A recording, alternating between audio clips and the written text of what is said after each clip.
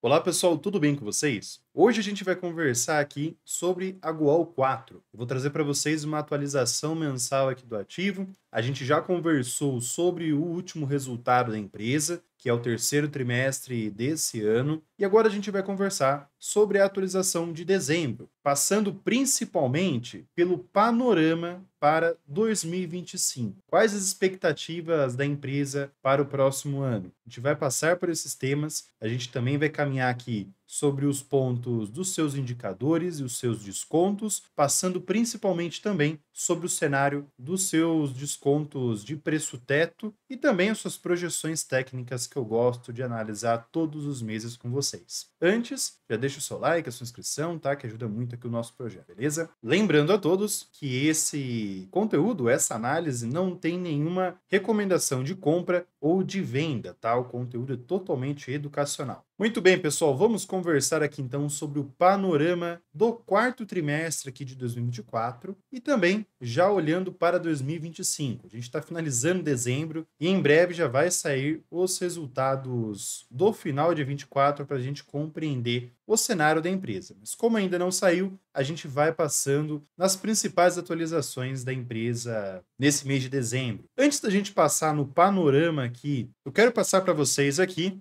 em dois pontos principais que eu gosto sempre de relembrá-los, que é quanto à disciplina em custos e a maior eficiência que a Gerdau vem buscando. Hoje a empresa ela tem uma meta para 2025 ter uma redução em custos e despesas na planta do Brasil em aproximadamente R$ 1 bilhão por ano. Essa queda já vem como um dos focos principais da empresa desde 2023, tá? E vem se concretizando. A gente vai ter que acompanhar se 2025 a gente vai enxergar isso na prática. Por enquanto, tudo ok. Bem interessante essa análise, com o passar do tempo, essa redução de custos, principalmente vindo da eficiência, é de grande valia, principalmente porque é uma empresa antiga. Gerdau já passou por muitas coisas. Mas voltando ao foco, vamos tratar aqui sobre o panorama do quarto trimestre de 24 e também o cenário para 25. Nesse quarto trimestre, pessoal, a empresa ressaltou bastante que ela iria passar por uma sazonalidade típica nesse período, vindo de vendas e de custos de sucata e uma parada de manutenção por conta do final do ano, tá? Aqui eu estou passando para vocês um cenário que a empresa desenhou para esse período e não que aconteceu, ok? Então, a gente pode ver alguns pontos divergentes já no próximo resultado que a empresa vai anunciar. No caso aqui, ela também ressaltou a demanda e preços do aços, refletindo a desaceleração da atividade econômica por conta das eleições presidenciais, uma maior importação de aço e também uma consolidação das iniciativas para ganhos de competitividade e de custos. Então, esses são os principais pontos que iriam afetar esse quarto trimestre de 24. A gente vai ter que acompanhar se isso realmente aconteceu. Já tem alguns pontos que aconteceram, mas a gente vai tratar de forma mais detalhada nos resultados de fevereiro, salvo engano, tá? Daqui a pouco a gente já confere qual que vai ser a entrega dos resultados. Lembrando que todos esses pontos são da planta da América do Norte, tá? E passando para o Brasil, a gente tem aqui um destaque para manutenção de margens. Os focos desse quarto trimestre foram destacados a sazonalidade típica do período, por conta de vendas e paradas de manutenção, seguindo o mesmo padrão da América do Norte, isso para todas as empresas produtivas dentro desse segmento de produção. A preparação para a startup de bobinas a quente em ouro branco é outro destaque nesse quarto trimestre. A maior relevância das exportações, maximizando a utilização de capacidade. A gente também enxergando uma alta no dólar. Podemos enxergar também talvez uma melhora aqui. E a consolidação das iniciativas para ganhos de competitividade e custos é outro ponto também que a empresa ressaltou, tá? Voltando para a América do Norte, já visualizando 2025, qual que é a perspectiva da empresa para a planta da América do Norte? A Gerdau Metalurgia ela tem uma perspectiva positiva para a demanda de construção não residencial e pacotes fiscais do governo, que podem auxiliar a empresa ano que vem. Aqui no Brasil, a perspectiva também é positiva para a demanda da construção civil e também industrial automobilística, além também do desdobramento das medidas de defesa comercial sobre a importação de aço, que é um grande problema que vem afetando a empresa e não só a Gerdau, como todas as empresas metalúrgicas aqui no Brasil, quanto as exportações de aços vindas da China. Os preços acabam afetando bastante. Como vocês sabem, a China vende por um preço bem mais acessível. E como não está precisando muito de aço lá nesse momento, que é até um grande problema para essas empresas ligadas a aço, ela vem exportando também esses produtos, tá?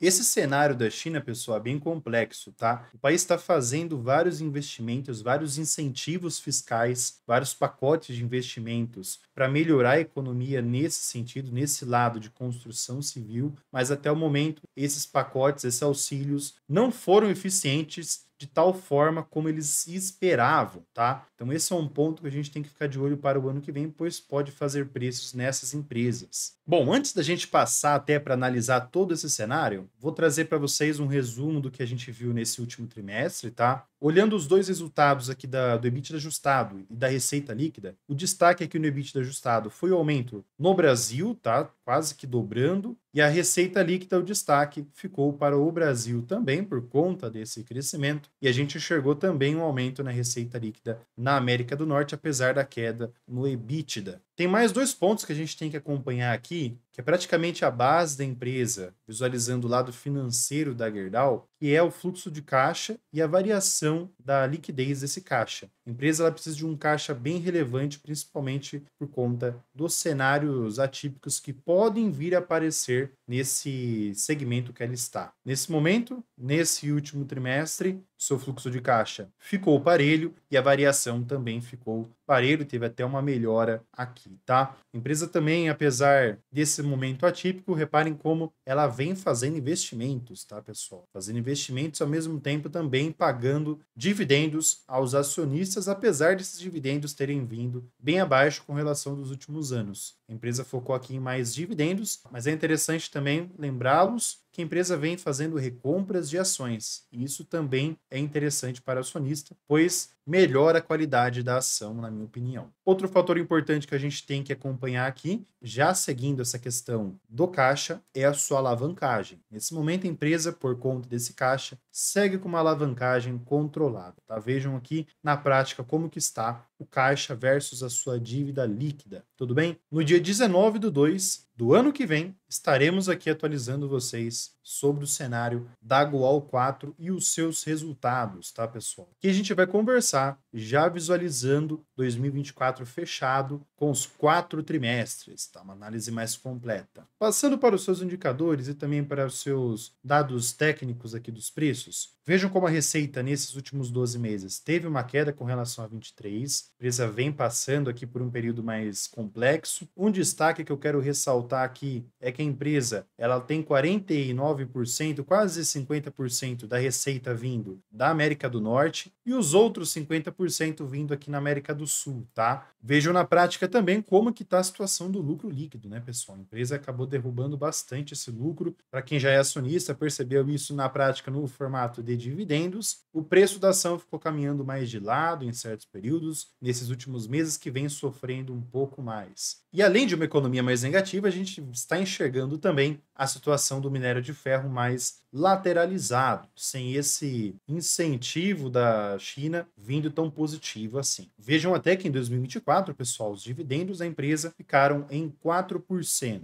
bem abaixo desses últimos anos, ainda veio um dividendo muito interessante, mas ainda assim ficou abaixo para quem esperava um dividendo tão relevante como 2023, 2022 e 2021. Os dividendos anunciados vieram bem abaixo com relação dos últimos anos. Vejam aqui a análise em cima dos outros meses e já até passando para vocês os períodos que a empresa anuncia esses dividendos. E temos aqui 4 períodos de anúncios. como março, maio, agosto e novembro como o anúncio, não a data de pagamento em si. O payout ficou em 30% aproximadamente, ficou dentro dos padrões, tá, pessoal? A questão mesmo foi a redução do LPA. A empresa mantém aqui a ideia de pagar um dividendo de 30% do lucro líquido ajustado do exercício, ok? E é importante a gente também destacar que essa queda dos dividendos afetaram o preço teto da análise da margem de segurança dos 6% de Décio Bazin. Se a gente leva em conta os 12 meses, vejam que cai a margem de segurança para 32% negativo. É o fim dos mundos, pessoal? Bom, para quem comprou a Gerdau Metalurgia, é importante saber que é uma empresa que está num segmento, está no setor, que tem volatilidades seguindo muito o padrão da sua commodity. E isso acaba afetando bastante a situação da empresa em momentos mais negativos, tá? Porém, pessoal, quando a empresa consegue entregar um resultado muito positivo por conta do cenário auxiliar, ou seja, a commodity auxiliar, a economia auxiliar e todos os fatores internos da empresa também auxiliarem, os resultados aqui da Gerdau Metalúrgica vem muito interessante também, tá? Então, teve uma queda dessa margem? Teve uma queda. Caiu aqui desses últimos 12 meses de 6% para 4%, conforme a gente está vendo. Mas, voltando para um cenário positivo futuramente dentro da commodity, a gente pode enxergar uma melhora também aqui nos dividendos. Saibam disso, tá, pessoal? Você que é acionista da Gerdau. E vejam como essa margem aqui na piscina dos dividendos acabaram tendo uma queda aqui por conta desse cenário que eu acabei de mostrar para vocês, né? Lembrando que esses dados aqui, pessoal, eu pego lá no scanner da bolsa. Lá a gente consegue encontrar todos esses indicadores técnicos, toda a parte de preço teto, de valor intrínseco, além também da correlação de indicadores, tanto na parte de PL com o seu preço atual, todos os seus detalhes. Além também das carteiras recomendadas, tanto de dividendos como também de crescimento. Para quem gosta desse tipo de análise, eu vou deixar o link aqui embaixo para você acessar e aqui em cima o QR Code também para você dar uma olhada depois, beleza? E agora a gente vai conversar sobre análise técnica de igual 4, onde um ativo que cresceu bastante desde 2016, tá, pessoal? Está numa tendência de alta desde 2016. Minério de ferro vem se sustentando nessa região aqui dos 100 até os 95, que é essa região vermelha que eu já deixei marcada já faz meses, tá? Vejam como é uma região que toda vez que alcança tem um retorno para cima. Então é importante a gente se atentar nessa região, pois se tem um rompimento, liga o alerta para uma possibilidade de confirmar esse rompimento e ter aqui uma tendência de baixa, ou pelo menos ir buscar preços mais abaixo aqui dessa região dos 100 aos 95. Região essa aqui vem dançando aqui em cima já faz um tempo. Tem até movimentos de alta por conta desses incentivos que a China vem soltando nesses últimos meses, mas reparem como não vem se sustentando, tá? Então, por enquanto, a gente está de olho nessas regiões. Voltando ao Gual 4, pessoal, a gente tem aqui um cenário atual da empresa trabalhando com uma leve tendência de alta aqui nesses últimos meses, saindo aqui da região do final de 23 até o cenário atual, dos 9,12 até a região dos 10,79. E reparem como esse mês o ativo chegou a alcançar patamares acima, alcançando aqui projeções de Fibonacci, onde a primeira seria a 11,46, a segunda seria a 11,73 e a terceira 12,08, que foi a que chegou a alcançar bem próximo, mas acabou caindo nesse mês de dezembro, ficando aqui na região dos 11,46. Conforme eu disse para vocês lá no início, o ativo está praticamente lateralizado, olhando o cenário como um todo, tá, pessoal? E não apenas esse cenário desse último ano, tá? Se você olha esse recorte de 2024, a gente até identifica uma tendência de alta, mas eu gosto de analisar o cenário como um todo. Bom, pessoal, imaginando que a empresa entre num cenário negativo ano que vem, que é uma probabilidade, tá, uma possibilidade, a região aqui dos 9,12 é muito importante, pois é um suporte que segurou vários momentos dos preços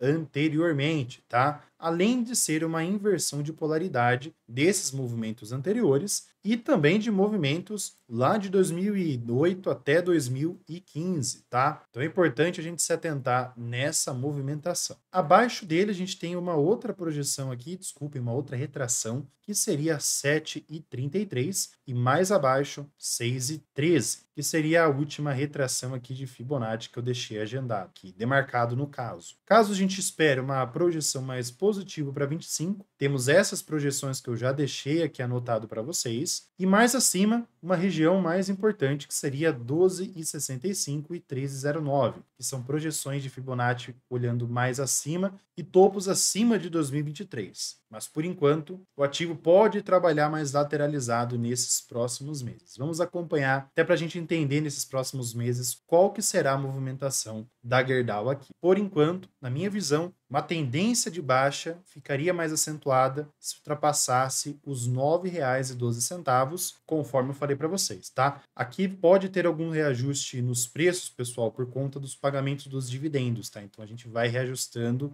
esses 9,12 aqui, beleza? Por isso que nas próximas análises, esses 9,12 pode ter uma certa variação, tá? Só para deixar avisado vocês. No gráfico semanal, a gente percebe que vem tendo uma queda aqui até a média móvel dos preços das últimas 20 semanas. A gente percebe que o ativo trabalhou numa tendência de alta. Agora a gente tem que identificar se vai se manter aqui nessa média ou se vai ter um rompimento para vir buscar essas regiões aqui anteriores, tá? Seria aqui entre os R$ 10 até os R$ 9,50. No gráfico diário, o cenário está confirmando até uma tendência de baixa. Uma situação que pode vir a acontecer é os preços terem uma queda, voltarem aqui ao patamar dessa média móvel dos preços dos últimos 20 dias e continuar uma queda para vir buscar essas movimentações que eu falei para vocês no gráfico semanal, tá? Então a gente vai acompanhando cada movimentação em cada time frame diferente. O PL desse momento da Gual 4 está em 6,8 vezes, está em patamares até que melhores, visualizando aqui o cenário nesses últimos anos, mas aqui a gente tem que fazer uma análise cautelosa, até porque a gente está se baseando em preço sobre lucro. Se o lucro sobe muito, tem divergência, se o preço também sobe muito, fica caro, tem que tomar cuidado para fazer essa análise. Preço sobre receitas vem trabalhando aqui descontado desde períodos anteriores, então a gente desconsidera aquele desconto abaixo de 1, até porque é uma empresa que trabalha com margens mais apertadas e leva em conta a média móvel dos últimos 10 anos, tá? Média móvel não, tá? Desconsiderem aqui, no caso seria a média histórica de 10 anos. Sua margem líquida, vejam que teve até uma queda, né? Nesse momento está em 2,5. PVP nesse momento está em 0,59, está descontado do seu valor real, tá? Está abaixo da sua média histórica de 10 anos, bem interessante aqui, tá, pessoal? Bem próximo da situação de 2016, um desconto interessante. O ROI nesse momento teve uma queda, tá? A gente também enxerga uma margem EBITDA mais apertada que segundo o investidor 10 e uma dívida líquida sobre EBITDA, uma alavancagem controlada conforme eu trouxe para vocês. A empresa mudou muito o cenário dela nesses últimos 10 a 20 anos, tá? Eu até trago para vocês, fechando aqui os resultados do quarto trimestre de 2024, uma análise completa, uma atualização completa para vocês de todos os resultados anuais aqui de 24, tá? Em janeiro, ainda a gente não vai conseguir falar sobre esses resultados, mas em fevereiro a gente já conversa sobre essas atualizações. O patrimônio da empresa vem crescendo, VPA vem crescendo, seguindo os mesmos padrões, e o LPA teve essa queda conforme o seu lucro líquido. A rentabilidade no ativo a 5 anos, caso você tivesse investido na empresa, é positiva, estando acima do CDI e também no Ibovespa. Análise bem interessante, tá? Logicamente que depende muito do momento que você comprou. A gente está falando aqui de períodos anteriores da empresa, antes dela pegar aquele movimento de alta, onde a empresa entregou ótimos dividendos também. Então, quem conseguiu comprar antes teve um retorno muito interessante aqui. Então, tem que tomar um pouco de cuidado nessa análise, beleza, pessoal? Muito bem, análise feita aqui de Gual 4 desse mês de dezembro. Nos vemos em janeiro agora para falar sobre Gual novamente. Eu vou ficando por aqui. Fique com Deus, um grande abraço a todos e fui, pessoal.